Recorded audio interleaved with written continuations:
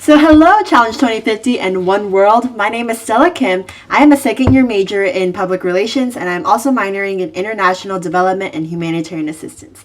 Today, I would love to share with you guys one of my biggest passions and cravings in the world to just see such a modern-day injustice end, and that is called human trafficking. So without further ado, let's go ahead and start this application process.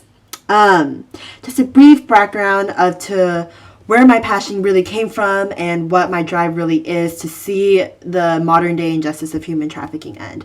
I remember when I was in 7th grade and I was watching CNN Heroes, which is an award show that gives awards to people who have started amazing nonprofits and charitable organizations that are really coming up with awesome ways to effectively change the world. So I remember 7th grade little Stella Kim sitting on the couch and watching CNN Heroes, and I remember seeing this woman. Her name was Martina Paul, and I remember she just went up on the stage and she won the CNN Hero of the Award. So everyone's freaking out, and I'm like, well, what did she do? And I finally saw one of the clips of what she has started in India. And so what this lady did was create an organization or a nonprofit in India that works to rescue women and children who are very vulnerable to sex trafficking.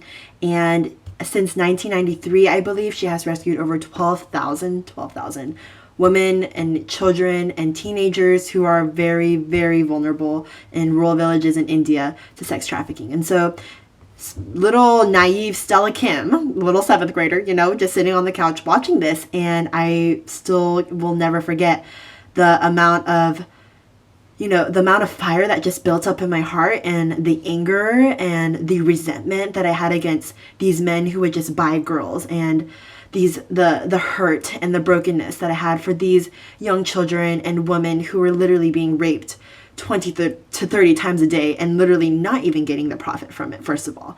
And then second of all, it's just the biggest injustice ever. And the fact that literally over 40 million people are victims to this injustice. Like, why, right here, while I'm recording this video, I can't even begin thinking about not only in Southeast Asian countries, but all over the world, literally even in probably my own backyard, where women are being just raped and they're being taken against their own will. And so this is just a huge injustice that exists in today's world. And I plan, I hope, and I aspire, and I dream, I'm a big dreamer, to just really end it. It's corrupt, it's gross, it's disgusting, but I've learned the importance of taking something that I'm angry about and using it effectively to change the world. And so so it started with just watching the CNN Hero Award show. And then I remember in 2015, the summer of 2015, I was awarded a fully funded scholarship by the U.S. State Department to study abroad in South Korea. And I remember that this was such a big deal, but I really wanted to go on this scholarship for bigger reasons than just learning about my Korean heritage and culture. Although those things are important, once again, world changer, world dreamer right over here. So I remember watching a video about human trafficking and sex trafficking in Seoul, South Korea, and that really hit close to home because I am Korean, and it hurt me, and it was terrible to see my own people suffering and women saying how they just wanted to commit suicide because they were living with such despair and no hope and just total darkness, being taken advantage of every single second, every single hour, being torn away from families. So I remember seeing this video and thinking that these are my own people. Like, I just need to go on the scholarship if I get awarded it. I'm not even double thinking it. And so I accepted that scholarship, got a whole summer in South Korea. And the most amazing part about that summer was that I actually got to meet up with a woman who is the head of an anti-human trafficking shelter in South Korea. So she was describing to me all of the things that she does to effectively raise awareness about the issue so you can prevent the human trafficking cycle from ever occurring. But she also explained to me some of the things that she has seen. So she explained to me the darkness and the bondage of women and children that she's had to rescue, and the nasty part, the parts that people don't want to know about. They only want to hear about like the happiness and the restoration that happens. But no, she was telling me about the struggles that literally she has to help these girls recuperate through because of all the torture that they faced in their life. So, I began that summer. I started the summer with the stirred heart, searching for a purpose. And I left Korea with the heart super solidified in my purpose and the calling that I have in life to just end human trafficking. So I've had that. I've kept myself accountable of that through the University of Florida, getting an education here to just further my passion with that.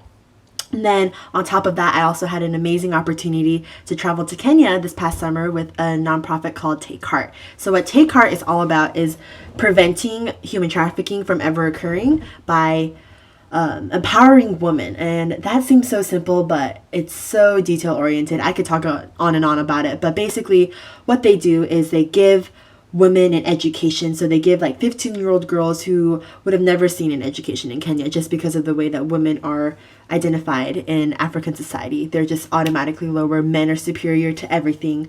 So women don't get access to education. So what Take Heart does is they fund educations.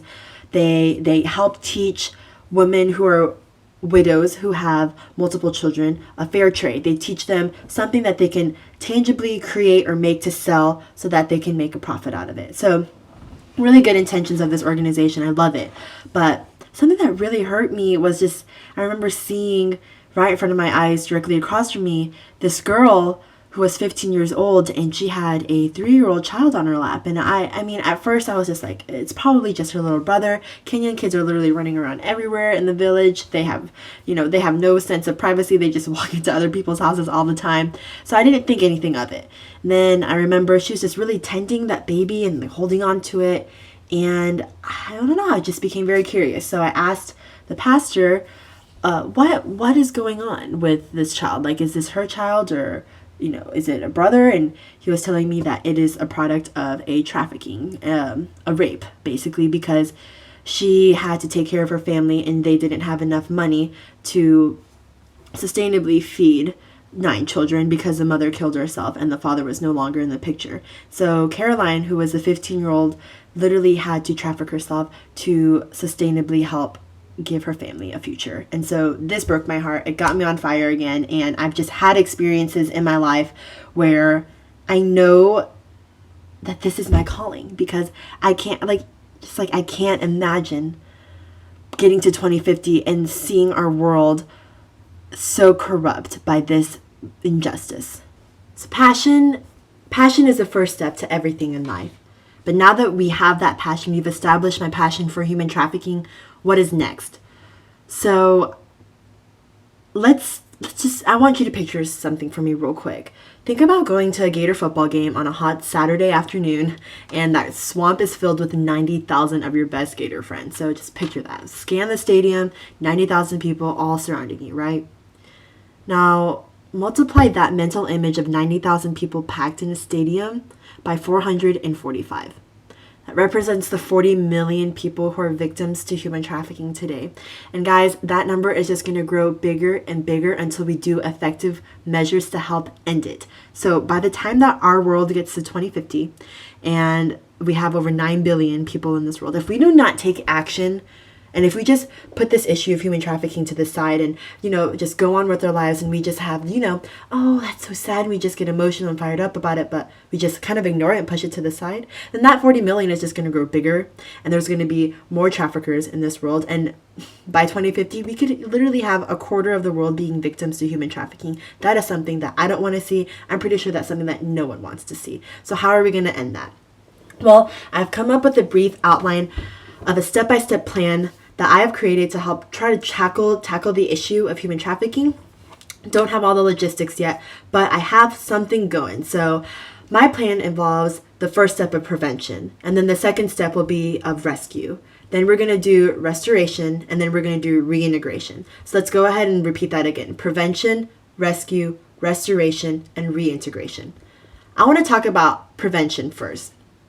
Prevention is probably the most important aspect of this innovation. It's the one that I have a lot of information for and a lot of ideas for, because the reason why I really want to stress the importance of prevention is because this is what will, if we put more time and more money and more funding and effort and people working with preventing the issue of human trafficking, then there wouldn't be victims of it. There wouldn't be a higher number than 40 million of it, because we're preventing it from ever happening.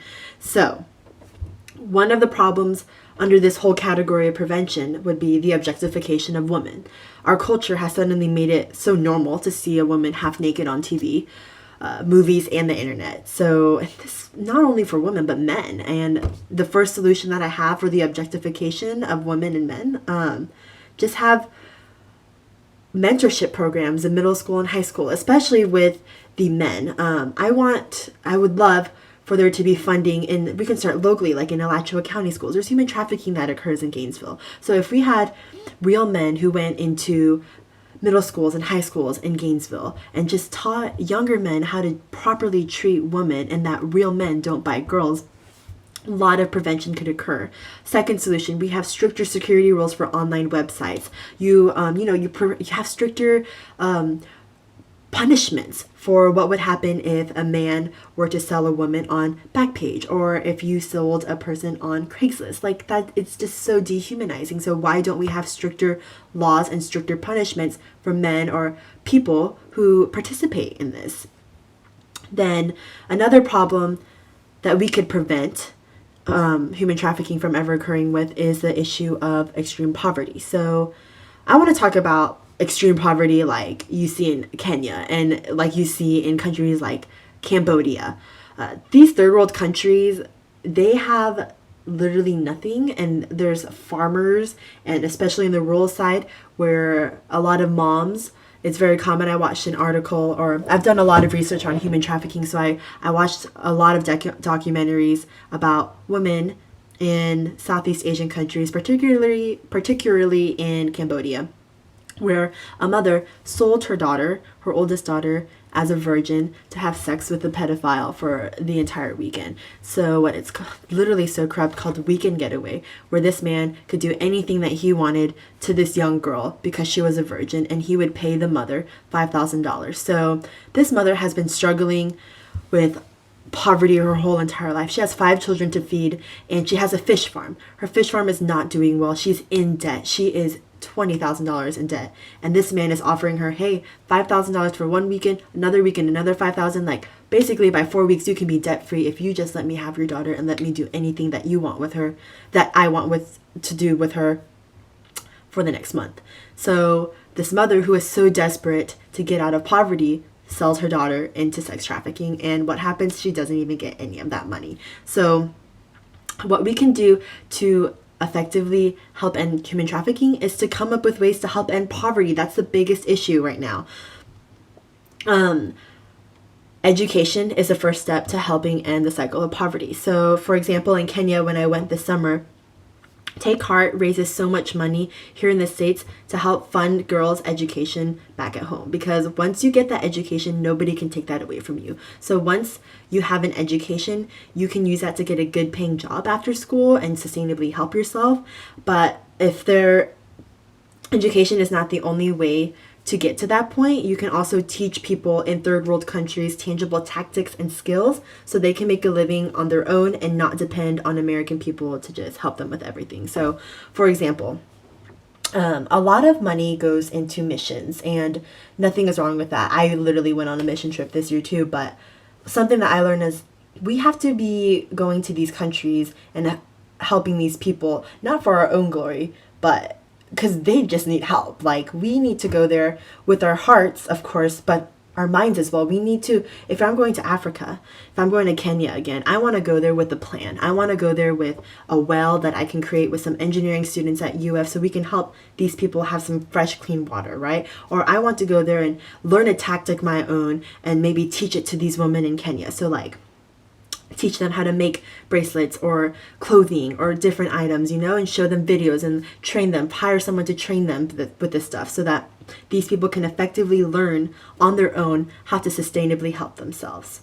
So now that we talked about preventing the issue from ever happening, I have some brief outlines of what we can do next. Rescue. Rescue, basically that means you're running into that mess, man. Like, the way that our society works is just, we're so afraid of running into the mess of the world. We're so afraid to run into poverty. We're so afraid to run into, issues of human trafficking. We're so afraid of running into all of these like deep, dark issues, these heavy issues. But we need to start running straight into them. So if we're going to rescue these women, we got to go into these brothels where they're being taken advantage of, and we need to raid them with law enforcement. We need to get involved locally as well. We need to start here in Gainesville. We need to go into strip clubs, streets with prostitutes, etc. There's just so many things that we can do now. We need to run straight into these places where women are just being lured into and where men are just being attracted to, because if we do not go run into those things, we're just going to avoid it, and those things are just going to grow bigger and bigger. So rescuing definitely involves a lot of work with law enforcement. It definitely involves a lot of work with police. It involves a lot of work with organizations such as the UN. But basically, rescue is very important because at this point we couldn't prevent, so now we have to rescue. The next step would be restoration. So once you're a victim of human trafficking, it's very important to follow up and continue with a journey of healing through restoration. I think an effective tactic would be having organizations such as UN and governments in these countries where human trafficking is occurring sponsor and have a budget where they are hiring psychologists and they are hiring therapists to walk alongside these victims who have literally had their whole life stripped away from them. They have experienced just the depths of hell, literally. And so we need to make sure that there is someone who's going to walk alongside that person and help restore their lives, bring them back, heal them, heal what all of the hope that they have lost in the world, to heal that. So that is another important step, is restoration for sure. And then after we restore the lives of these victims, it's very important to reintegrate them. So after healing, it is pivotal to reintegrate these victims to life beyond just the walls of a human trafficking shelter. So, you can go through a healing process, and it's different for many different people. Through my research, some girls take up to, 3 to 6 months, and then they find employment and they're fine. But some women take up to, 1 year, up to 7 years. And so after that restoration and that heavy burden just being lifted off your shoulder and just being very vulnerable and healing the scars that have been left on your life, you got to go back into the real world. So how are you going to effectively do that?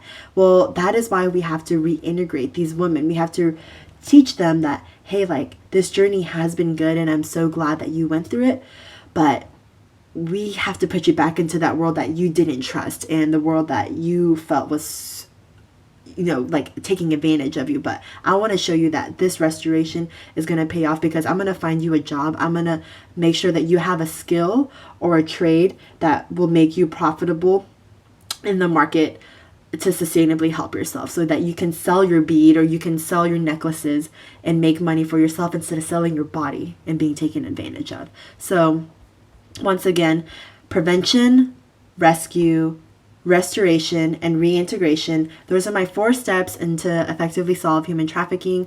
So just kind of to sum everything up, slavery did not end in 1863 with the Emancipation Proclamation. And in fact, today we have way more slaves than we have ever had in history.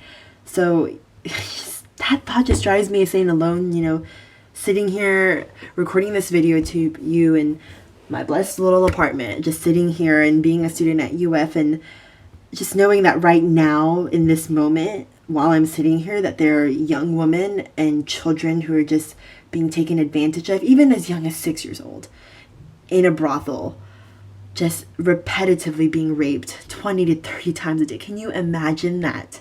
I cannot. So this is a fire in my heart that I know that I will never be content with my life. My life, I think so many people try to say that, having a blessed life is all about, living in that white picket fence suburban home with your perfect family, and there's nothing wrong with that. But come on, we need a new definition of what a blessed life is. A blessed life is one where you travel the world, you run straight into those messiness, you straight into the messy issues, the issues that many people try to avoid, and you start making an impact, no matter how realistic someone may be and what people are telling you, saying that it's never impossible. No, you got to start somewhere. So why not start? Just go run into the mess of the world. And that's my question is, to the UF student body, can we start talking about issues that are urgent, such as human trafficking?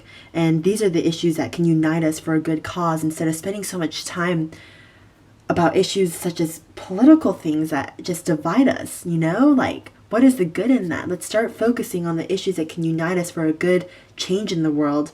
Like Martin Luther King said, injustice is a threat to justice everywhere. So that is my proposal, and I would love to do a lot more research and go more in depth with the logistics. But for now, that is the basic outline of it, and I am so thankful for the time and the opportunity to even share it with you guys, and I hope you all have a great Thanksgiving break, and thank you so much for your time. Thank you.